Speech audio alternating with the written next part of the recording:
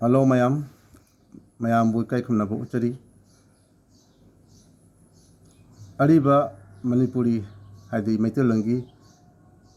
wahanthok haiba series asigi ngachi tara ka tare chuba saruk odoni ngachigi tara tare chuba saruk asida ahan ba hudriba apunba mathang manawasi chamaga marifuma thui chuba wahi odoni ꯑꯗꯨꯕꯨ ꯆꯥꯝꯃ ꯃꯔꯤꯐꯨꯃꯥꯊꯣꯏ ꯁꯨꯕ ꯋꯥꯍꯩ ꯑꯁꯤ ꯉꯁꯤꯒꯤ ꯑꯣꯏꯅꯗꯤ ꯑꯍꯥꯟꯕ ꯋꯥꯍꯩ ꯑꯣꯏꯗꯣꯏꯅꯤ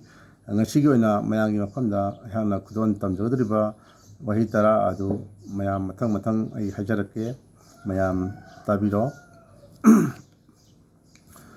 ꯑꯍꯥꯟꯕ ꯋꯥꯍꯩ ꯑꯁꯤ ꯈꯣꯡꯕꯥꯟ ꯆꯥꯝꯂꯧ ꯂꯥꯇꯥꯔꯦꯡ ꯅꯟ ꯉꯧꯕ ꯍꯥꯏꯕꯅꯤ ꯍꯥꯏꯗꯤ ꯈꯣꯡꯕꯥꯟ ꯆꯥꯝꯂꯧ ꯂꯥꯇꯥꯔꯦꯡ ꯅꯟ ꯉꯧꯕ ꯑꯅꯤꯁꯨꯕ ꯋꯥꯍꯩꯁꯤꯅ ꯆꯛꯄ ꯌꯦꯟ ꯑꯍꯨꯝꯁꯨꯕ ꯋꯥꯍꯩꯁꯤꯅ ꯆꯤꯔꯣꯟ ꯄꯣꯡꯄꯥꯎ ꯍꯩꯕꯤ ꯃꯔꯤꯁꯨꯕ ꯋꯥꯍꯩꯁꯤꯅ ꯇꯥꯊꯤꯟꯕ ꯃꯉꯥꯁꯨꯕ ꯋꯥꯍꯩꯁꯤꯅ ꯇꯨꯕꯤ ꯊꯃꯪ ꯂꯩꯃꯆꯥ ꯇꯔꯨꯛꯁꯨꯕ ꯋꯥꯍꯩꯁꯤꯅ ꯇꯣꯔꯥꯟ ꯍꯨꯟꯕ ꯇꯔꯦꯠꯁꯨꯕ ꯋꯥꯍꯩꯁꯤꯅ ꯊꯔꯩ ꯀꯨꯝꯕ ꯅꯤꯄꯥꯜꯁꯨꯕ ꯋꯥꯍꯩꯁꯤꯅ ꯊꯥꯡꯌꯤ ꯃꯥꯄꯜꯁꯨꯕ ꯋꯥꯍꯩꯁꯤꯅ ꯅꯝꯉꯥ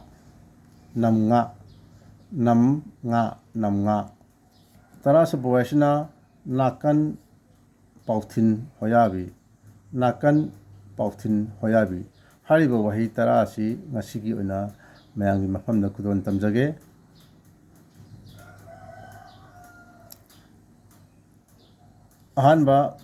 ꯉꯁꯤꯒꯤ ꯑꯣꯏꯅ ꯑꯍꯥꯟꯕ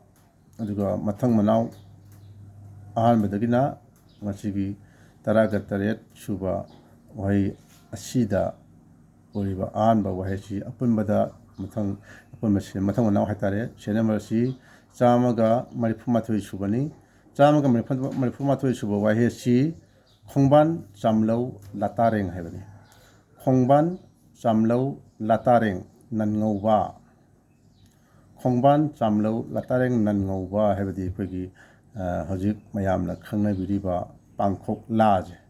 ꯄꯥꯡꯈꯣꯛꯂꯥꯁꯦ ꯃꯁꯤꯕꯨꯅꯤ ꯍꯥꯏꯕꯗꯤ ꯑꯦꯔꯝ ꯄ꯭ꯂꯥꯟ ꯑꯣꯏꯅ ꯑꯩꯈꯣꯏꯒꯤ ꯏꯪꯂꯤꯁ ꯂꯣꯟꯗ ꯈꯪꯅꯔꯤꯕ ꯑꯩꯈꯣꯏꯒꯤ ꯃꯩꯇꯩꯂꯣꯟꯗꯅ ꯄꯥꯡꯈꯣꯛꯂꯥ ꯍꯥꯏꯅ ꯈꯪꯅꯔꯤꯕ ꯑꯁꯤꯕꯨꯅꯤ ꯑꯩꯈꯣꯏꯅ ꯈꯣꯡꯕꯥꯟ ꯆꯥꯝꯂꯧ ꯂꯥꯇꯥꯔꯦꯡ ꯅꯟ ꯉꯧꯕ ꯍꯥꯏꯅ ꯈꯪꯅꯩ ꯃꯊꯪ 132 ꯁꯨꯕ ꯋꯥꯍꯩ ꯑꯁꯤꯅ ꯆꯛꯄ ꯌꯦꯟ ꯍꯥꯏꯕꯅꯤ ꯆꯛꯄ ꯌꯦꯟ ꯍꯥꯏꯕꯗꯤ ꯑꯩꯈꯣꯏꯒꯤ ꯅꯨꯡꯇꯤꯒꯤ ꯑꯩꯈꯣꯏꯅ ꯁꯤꯖꯤꯟꯅꯔꯤꯕ ꯇꯤꯜꯍꯧꯁꯦ ꯆꯛꯄ ꯌꯦꯟ ꯍꯥꯏꯅ ꯈꯪꯅꯩ ꯑꯣꯅꯤꯌꯟ ꯑꯁꯤ ꯑꯩꯈꯣꯏꯅ ꯇꯤꯜꯍꯧꯁꯦ ꯆꯛꯄ ꯌꯦꯟ ꯍꯥꯏꯅ ꯈꯪꯅꯩ ꯃꯊꯪ 134 ꯁꯨꯕꯗ ꯆꯤꯔꯣꯟ ꯄꯣꯡꯄꯥꯎ ꯍꯩꯕꯤ ꯍꯥꯏꯕꯗꯤ ꯆꯤꯔꯣꯟ ꯈꯥꯔꯣꯟ ꯇꯧꯒꯟꯕꯤ ꯅꯨꯄꯤ ꯍꯥꯏꯕꯅꯤ ꯁꯝꯅ ꯍꯥꯏꯔꯕꯗ a woman who gossips a lot ꯍꯥꯏꯕ ꯆꯤꯔꯣꯟ ꯈꯥꯔꯣꯟ ꯇꯧꯒꯟꯕꯤ ꯅꯨꯄꯤꯕꯨꯅꯤ ꯑꯩꯈꯣꯏꯅ ꯆꯤꯔꯣꯟ ꯄꯣꯡꯄꯥꯎ ꯍꯩꯕꯤ ꯍꯥꯏꯅ ꯈꯪꯅꯩ 134 ꯁꯨꯕ ꯋꯥꯍꯩꯁꯤꯅ ꯇꯥꯊꯤꯟꯕ ꯍꯥꯏꯕꯅꯤ ꯇꯥꯊꯤꯟꯕ ꯍꯥꯏꯕꯗꯤ ꯑꯩꯈꯣꯏꯒꯤ ꯌꯦꯛꯅꯕ ꯑꯩꯈꯣꯏꯒꯤ ꯑꯣꯏꯕ ꯅꯨꯡꯉꯥꯏꯅꯗꯕ ꯂꯩꯕ ꯁꯝꯅ ꯍꯥꯏꯔꯕꯗ ꯑꯗꯨꯒꯨꯝꯕ ꯏꯟꯃꯤꯇꯤ ꯑꯣꯏꯕ ꯑꯩꯈꯣꯏꯒꯤ ꯍꯣꯁꯇꯥꯏꯜ ꯑꯣꯏꯕ ꯑꯗꯨꯒꯨꯝꯕ ꯃꯑꯣꯡꯗꯣ ꯑꯗꯨ ꯑꯩꯈꯣꯏꯅ ꯇꯥꯊꯤꯟꯕ ꯍꯥꯏꯅ ꯈꯪꯅꯩ ꯃꯊꯪ 135 ꯁꯨꯕ ꯋꯥꯍꯩ ꯑꯁꯤꯅ ꯇꯨꯕꯤ ꯊꯃꯪ ꯂꯩꯃꯆꯥ ꯍꯥꯏꯕꯗꯤ ꯁꯅꯥ ꯀꯣꯅꯨꯡꯗ ꯃꯍꯥꯔꯥꯅꯤꯅ ꯄꯣꯛꯄ ꯃꯆꯥ ꯍꯥꯏꯗꯤ ꯃꯍꯥꯔꯥꯅꯤꯗꯤ ꯅꯤꯡꯊꯧꯒꯤ ꯅꯨꯄꯤꯁꯦ ꯁꯅꯥ ꯀꯣꯅꯨꯡꯗ ꯄꯣꯛꯄ ꯑꯩꯈꯣꯏꯒꯤ ꯃꯍꯥꯔꯥꯅꯤꯒꯤ ꯃꯆꯥꯁꯦ ꯃꯁꯤꯕꯨ ꯑꯩꯈꯣꯏꯅ ꯇꯨꯕꯤ ꯊꯃꯪ ꯂꯩꯃꯆꯥ ꯍꯥꯏꯕꯅꯤ ꯍꯥꯏꯕꯗꯤ a child born to by a queen within the palace ꯍꯥꯏꯕ ꯁꯅꯥ ꯀꯣꯅꯨꯡꯗ ꯄꯣꯛꯄ ꯑꯩꯈꯣꯏꯒꯤ ꯅꯤꯡꯊꯧꯒꯤ ꯃꯆꯥꯗꯨꯕꯨꯅꯦ ꯑꯩꯈꯣꯏꯅ ꯇꯨꯕꯤ ꯊꯃꯪ ꯂꯩꯃꯆꯥ ꯍꯥꯏꯅ ꯈꯪꯅꯩ ꯃꯊꯪ 136 ꯁꯨꯕꯗ ꯇꯣꯔꯥꯟ ꯍꯨꯟꯕ ꯍꯥꯏꯕꯗꯤ ꯑꯋꯥꯠ ꯑꯄꯥ ꯌꯦꯡꯁꯤꯟꯕ ꯋꯥꯠꯇꯅꯕ ꯍꯨꯟꯕꯗꯣ ꯃꯗꯨꯕꯨ ꯑꯩꯈꯣꯏꯅ ꯇꯣꯔꯥꯟ ꯍꯨꯟꯕ ꯍꯥꯏꯅ ꯈꯪꯅꯩ ꯍꯥꯏꯕꯗꯤ ꯑꯋꯥꯠ ꯑꯄꯥ ꯌꯦꯡꯁꯤꯟꯕ ꯋꯥꯠꯇꯅꯕ ꯍꯨꯟꯕ supply in sufficient amount 하이버니 matang cham ga malipu tare chuda thari kumba haibadi makha maiki da chatpa je masibu chu koina thari kumba haina khanai ani koina mebi punchina loidana koina siba je masibu chu koina thari kumba haina khanai hadi go to south makharam da chatpa or that asibu koina thari kumba haina khanai matang cham ga malipu ga nipan chuda thangi 하बदी पेटी हाबदी फौ करम मखंगी फौनो हाबदो अखोना मदु मसिदा ताकते हाबदी फौ अजी तोगाना मखन हाइतारी करम फौनो हाइना हाइनै को अखोना फौ वाना खंगरिबा फौ सिंजे मसिबु कोना थांगी हाइना खंगनै पेटी जे अदगी चामगा मरिफुगा मपन सुबदा नमगा हाबदी नंगनजना कोन ngaरिबा मफम अदुने कोना